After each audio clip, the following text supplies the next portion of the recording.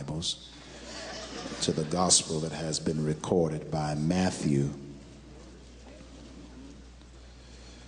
The gospel that has been recorded by Matthew.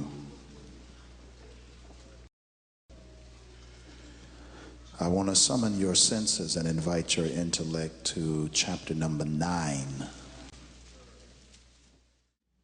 I don't know what it's like to be blind. I've never been blind. But I believe that there are some clear, concise, and conclusive assertions that we can make about the deficiency of vision. Those persons that suffer from blindness can still move just because you lack sight doesn't mean you can't move. But the other thing that is clear about blind people is that because of their blindness,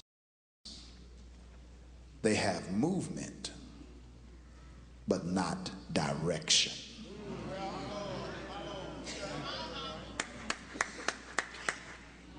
A blind person can move, but they are not sure of the direction they are taking, because the consequence of being blind ultimately is a lack of direction. Which means, brothers and sisters, that there are some folk who can see, but they're still blind.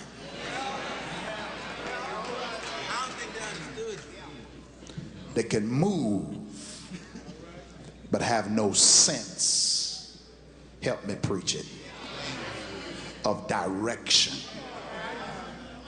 And I believe that there are several of you in this room today, male and female, who are really just seeking God right now for some direction. You are faced with a challenge. It hasn't stopped you from moving, but you're not sure of where you're going. And if you would take off your spiritual disguise today, and let's just be real and candid. I love the Lord, but I'm not sure of where my life is going. I love the Lord. I love church. I love Brentwood. I love my pastor. I love working in ministry. But I got to do something that occupies my time because I'm really searching for direction. And I believe the greatest attack of the enemy is to attack a man with no direction. Because the enemy understands that a man has to spearhead his family. He has to give leadership in the home. He has to give leadership in church. He has to give leadership most of the times on the job. He even is influential among his friends and family. And so what the devil will attempt to do is not necessarily take your life, but take your direction, so that you'll hurt yourself and possibly take your own life.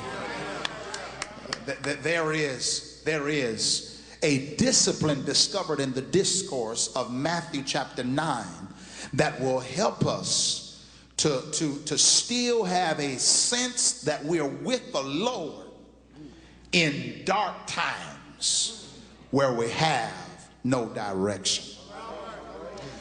Interestingly enough, church, if you like the Bible, it ought to arrest you that the text says that two blind men followed Jesus.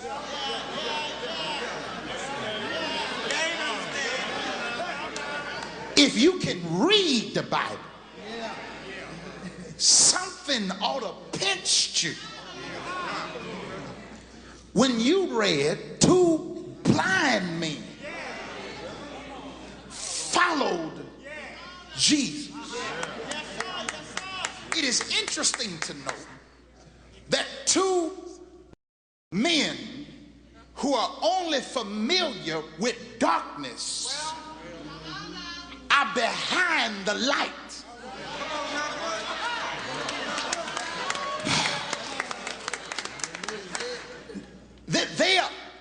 It is not the case that the light is not shining. It is the case that these men have no direction because of the deficiency of sight. Church, I think that's important for us to understand, because what this text wants to presuppose to us is that you can be behind Jesus and still have some moments where you don't know where you're going. Lord have mercy. It is not that Jesus' light has gone out. It is because there is something defective and deficient inside of you that is not allowing you to see him clearly. Lord have mercy. Two blind men followed Jesus. Your question to me is, how does two blind men follow Jesus? I have an even more interesting question. The thing that interests me about the text is not so much that two blind men followed Jesus. The thing that interests me more is, how did the blind men find each other?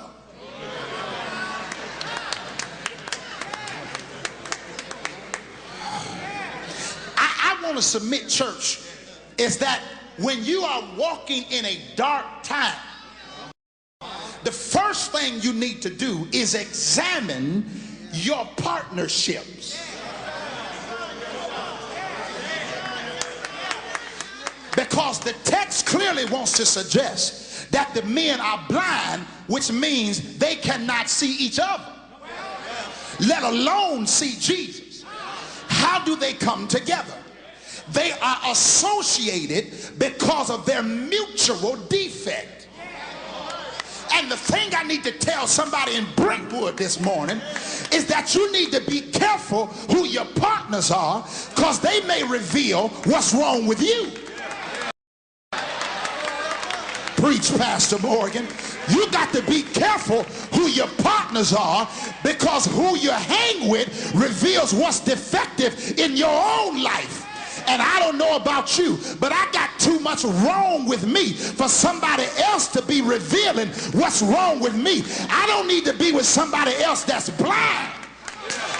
I need to be around somebody that can see and direct me into an area of change. That's why homosexuals are around homosexuals. That's why lesbians are around lesbians. That's why players are around players, because kindred spirits. I wish I could preach it the way I feel it. You ever wondered how people got together and you don't even know, how did y'all become cool? I didn't even know y'all knew one another. That's because when spirit identifies spirit, you begin to link up with people who have kindred spirit with you, and you've got to be careful now, because your friendships will reveal your defects.